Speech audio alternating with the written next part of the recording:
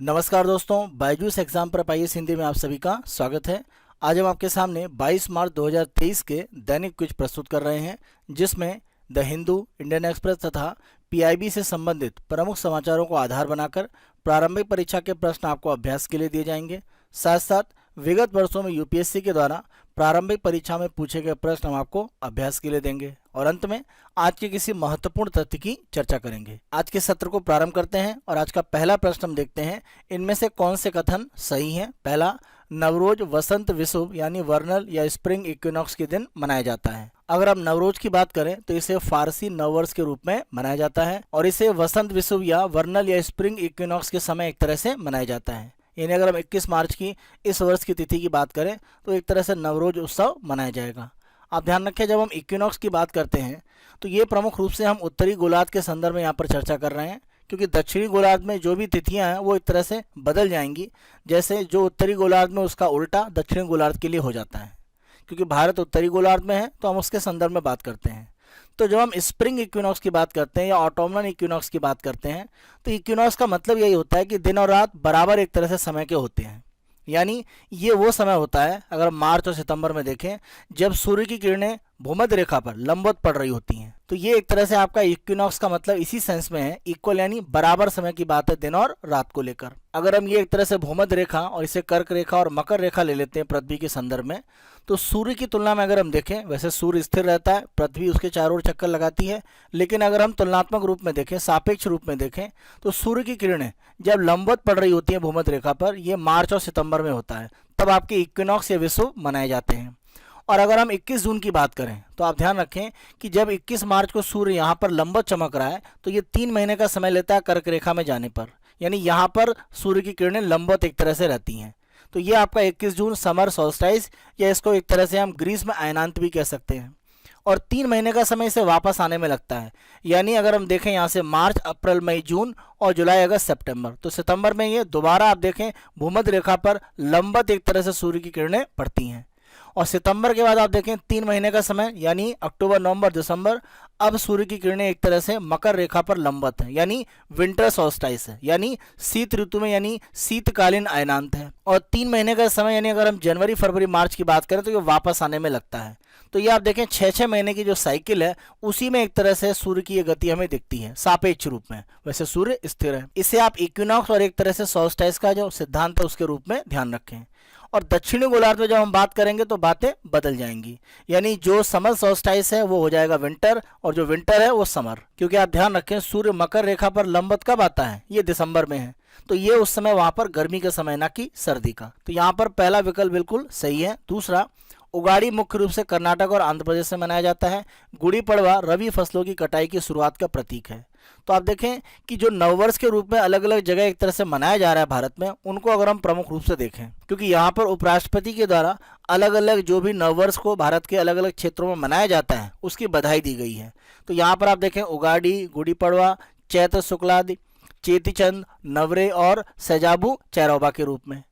तो यहाँ पर अगर हम देखें प्रमुख रूप से, जैसे हम नवरेह की बात करें, आप देखें नवरोज की तुलना में ये अलग है। अगर हम नवरेह की बात करें तो कश्मीर में एक तरह से मनाया जाने वाला ये नववर्ष है। तो नवरेह है, ना कि नवरोज, दोनों में अंतर है, आप ध्यान रखें। बैसाखी पंजाब में अगर हम देखें, इसी तरह से अगर हम नाव बारसा की बात करें बंगाल में, बिहू आसाम में, मणिपुर में आप ध्यान रखें सैजाबू नोंगमा या पानबा चैरौबा या सैजाबू चैरौबा के नाम से इसे जाना जाता है। ये भी एक तरह से मणिपुर में मनाया जाने वाला नववर्ष है।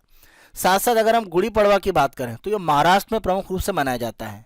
तो यहाँ पर गुड़ी और पड़वा के संदर्भ में आप ध्यान रखें, गुड़ी का मतलब एक तरह से एक ध्वज के संदर्भ में है जो भगवान ब्रह्मा से एक तरह से जुड़ा हुआ है। और पाड़वा का मतलब प्रमुख रूप से अगर हम देखें तो चंद्रमा की गति के आधार पर जो पहला दिन एक तरह से रहता है, यानी अगर हम बात करते हैं शुक्ल पक्ष और कृष्ण पक्ष की, उसके अनुसार तो ये पहला दिन एक तरह से माना जाता है। महाराष्ट्र में गुड़ी पड़वा फसल की कटाई के संदर्भ में बहुत उत्साह के साथ मनाया जाता है।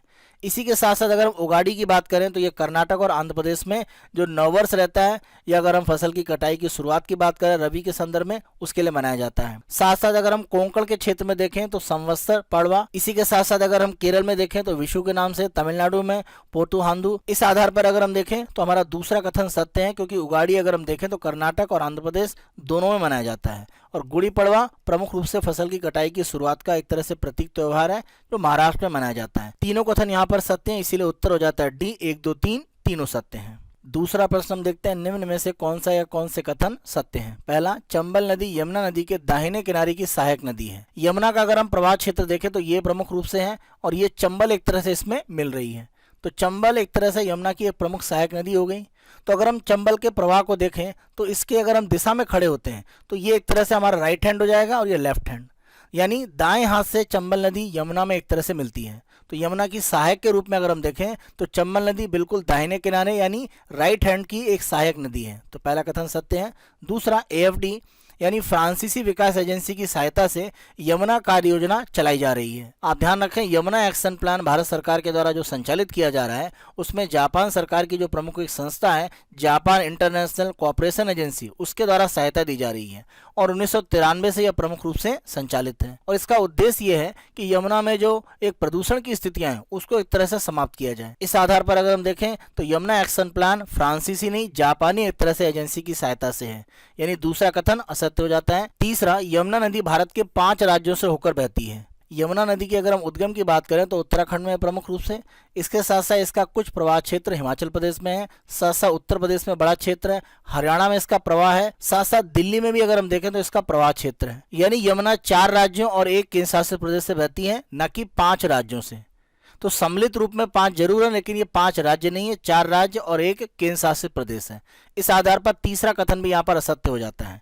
केवल पहला कथन सत्य है, इसीलिए हमारा उत्तर है ए, केवल एक कथन सत्य है। प्रश्न का आधार प्रमुख रूप से ये है कि G20 समिट के संदर्भ में आप देखें तो यमुना का एक तरह से जो सौंदर्यीकरण वो किया जा रहा है और उसी के संदर्भ में जो कदासिया घाट है उसका जो रिवर फ्रंट है उसको डेवलप किया जा रहा है, उसी की ये एक तरह से एरियल इमेज है। आज का तीसरा प्रश्न हम देखते हैं, इनमें से कितने कथन सही हैं। पहला, गहराई में उत्पन्न भूकंप बड़े भौगोलिक क्षेत्रों को प्रभावित करते हैं और उथले भूकंपों की तुलना में अधिक शक्तिशाली होते हैं। आप देखें कथन बिल्कुल गलत है।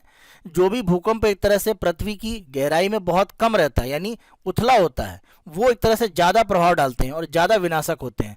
तुलनात्मक रूप में काफ़ी गहराई में एक तरह से जो भूकंप उत्पन्न होते हैं, उस आधार पर पहला कथन असत्य हो जाता है। दूसरा, अभिकेंद्र पृथ्वी की परपटी में वह बिंदु है जहां भूकंप की उत्पत्ति होती है। आप भूकंप के संदर्भ में 2 एक तरह से बिंदुओं को ध्यान रखें। पहला फोकस कहलाता है और ये पृथ्वी के अंदर होता है जहां पर एक तरह से भूकंप की उत्पत्ति होती है। और जब हम बात करते हैं एपीसेंटर की यानी अभिकेंद्र की, तो यह एक तरह से पृथ्वी की सतह पर होता है जहां पर सबसे पहले जो भी एक तरह से भूकंपी तरंगे होती है, सेस्मिक वेव्स होती हैं, उनका सबसे पहले अनुभव किया जाता है। तो इस आधार पर अगर हम देखें तो एपिसेंटर या जो अभिकेंद्र होता है वो पृथ्वी की सतह पर होता है, न कि पृथ्वी के अंदर का बिंदु है। इस आधार पर अगर हम देखें तो दूसरा कथन भी असत्य हो जाता है। दोनों कथन असत्य हैं, इसीलिए हमारा उत्तर है डी, ना तो 1 ना ही 2। चौथा प्रश्न हम देखते हैं, निम्नलिखित में से कौन सा अप्रत्याशित कर को सही ढंग से परिभाषित करता है।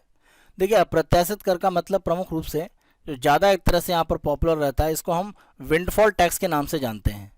तो जब भी अर्थव्यवस्था में कोई अप्रत्याशित स्थिति होती है, उसके कारण कंपनियों को लाभ होता है, तो उस पर एक तरह से सरकार जो कर लगाती है उसको हम अप्रत्याशित कर या विंडफॉल टैक्स के नाम से जानते हैं। और प्रमुख रूप से आप देखें कि अंतर्राष्ट्रीय बाजार में जो कच्चा तेल महंगा हुआ है, तो भारत में जो कच्चा तेल उत्पादन हो रहा है उसको बाहर निर्यात करके कंपनियां अतिरिक्त लाभ कमा रही हैं। उस पर सरकार के द्वारा अगर हम देखें तो इस तरह से विंडफॉल टैक्स लगाया गया है। तो इस आधार पर अगर हम देखें तो हमारा कथन सत्य है, सी, यह उन कंपनियों और क्षेत्रों पर लगने वाला कर है जो अप्रत्याशित परिस्थितियों के कारण अचानक मुनाफा प्राप्त करते हैं। तो किसी तरह की आर्थिक नीति वो नहीं अपनाते हैं, केवल भारत में या वैश्विक जो परिस्थितियां होती हैं उनके कारण अगर हम देखें कंपनियों के प्रॉफिट अप्रत्याशित रूप में बढ़ते हैं, तो उस पर एक तरह से जो कर लगता है उसको हम विंडफॉल टैक्स या अप्रत्याशित कर कहते हैं। प्रश्न का आधार प्रमुख रूप से ये है कि भारत सरकार के द्वारा जो एक तरह से विंडफॉल प्रॉफिट टैक्स है, उसे अगर हम बात करें डीजल का जो निर्यात किया जा रहा है उस पर 1 रुपये प्रति लीटर एक तरह से बढ़ा दिया गया है। इसके विपरीत भारत में जो कच्चा तेल एक तरह से उत्पादित किया जा रहा है, जैसे अगर हम ONGC कंपनी की बात करें तो वहां पर भारत सरकार ने 1/5वें भाग की कटौती कर दी है। यानी जो भारत सरकार के द्वारा टैक्स लगाया जा रहा था 4400 रुपये प्रति टन, उसको घटाकर अब 3500 रुपये प्रति टन कर दिया गया है। दैनिक क्विज के दूसरे भाग में हम यूपीएससी के द्वारा विगत वर्षों में पूछे गए प्रारंभिक परीक्षा के प्रश्न आपको अभ्यास के लिए देते हैं। आज 2020 की प्रारंभिक परीक्षा का प्रश्न हम आपको अभ्यास के लिए दे रहे हैं। प्रश्न को देखते हैं। यहाँ पर अलग अलग जो अंतर्राष्ट्रीय समझौते या कह सकते हैं कन्वेंशन है उनको दिया गया है और किस विषय से जुड़े हुए हैं उनका आपको मिलान करना है। पहला अगर हम बात करें अल्मा आटा घोषणा, तो ये 1978 में प्रमुख रूप से की गई थी और ये लोगों के स्वास्थ्य देखभाल से संदर्भित है। तो पहला यहाँ पर जो मिलान है बिल्कुल सही है। दूसरा हेग समझौता या हेग कन्वेंशन, ये 1899 और 1907 में इस तरह से हस्ताक्षर की गई। इसकी अगर हम बात करें तो ये युद्ध अपराधों से एक तरह से संबंधित है, यानी वॉर क्राइम या कह सकते हैं जो भी युद्ध अपराधी हैं उनके संदर्भ में। ये जैविक और रासायनिक हथियारों से जुड़ा हुआ है, ऐसा नहीं है। तो दूसरा यहाँ पर मिलान सही नहीं है। तीसरा तलानाव संवाद, ये 2017 में अगर हम देखें कोप 23 की बैठक में एक तरह से आगे बढ़ाया गया था। तालानाव शब्द की अगर हम बात करें तो फिजी में एक तरह से ये परंपरागत रूप में उपयोग होने वाला शब्द है और इसका मतलब होता है कि समावेशी, सभी की भागीदारी और पारदर्शी रूप में एक तरह से स्थितियां। और वैश्विक स्तर पर अगर हम देखें तो जलवायु परिवर्तन को अगर हम एक तरह से जो स्थितियां बन रही हैं उसे रोकना चाहते हैं तो ये प्रयास हमें एक तरह से करने पड़ेंगे। इस संवाद के माध्यम से उन देशों को एक तरह से सहायता दी जाती है या उनको कह सकते हैं कि अलग अलग प्रकार की तकनीक बताई जाती है जिससे कि कार्बन उत्सर्जन को घटाने के उनके जो लक्ष्य हैं वो आसानी से पूरे कर पाएं और जलवायु परिवर्तन को नियंत्रण करने की जो स्थितियां हैं उसमें सकारात्मक रूप में आगे बढ़ पाएं। तो यहाँ पर अगर हम देखें तो तीसरा मिलान बिल्कुल सही है। चौथा अगर हम देखें अंडर 2 गठबंधन, ये प्रमुख रूप से 2015 में अगर हम देखें तो ये अंडर 2 MOU यानी मेमोरेंडम ऑफ अंडरस्टैंडिंग के नाम से जाना जाता था। 2017 में इसको अंडर 2 कोalition का नाम दे दिया गया। इस समझौते के माध्यम से आप देखें अलग अलग देशों में, चाहे राज्य की बात करें, जिले की बात करें या कोई शहर की बात करें, वहाँ पर जो भी प्रशासन है वो किस तरह से ग्रीन हाउस गैस का जो उत्सर्जन हो रहा है उसको रोकने के लिए प्रयास कर सकते हैं, उसके लिए प्रमुख रूप से ये काम करता है। यानी ये भी एक तरह से जलवायु परिवर्तन के साथ में जुड़ा हुआ है, ना कि बाल अधिकार के संदर्भ में। तो चौथा भी यहाँ पर कथन गलत है। केवल पहला और तीसरा मिलान सही है, इसीलिए हमारा उत्तर है सी। केवल 1 और 3 सत्य है। दैनिक क्विज के तीसरे और अंतिम भाग में हम आज के तथ्य की चर्चा करते हैं और आज का हमारा तथ्य है प्रधानमंत्री सूक्ष्म खाद्य प्रसंस्करण उद्यम औपचारिकरण योजना, यानी prime minister formalisation of micro food processing enterprises scheme. इस योजना को भारत में आत्मनिर्भर भारत अभियान के साथ में ही शुरू किया गया था और खाद्य प्रसंस्करण जो मंत्रालय है वो प्रमुख रूप से इसको एक तरह से लागू करता है। ध्यान रखें ये सेंट्रली स्पॉन्सर्ड स्कीम है, यानी यहाँ पर केंद्र सरकार और राज्य सरकार दोनों के द्वारा धन एक तरह से प्रदान किया जाता है।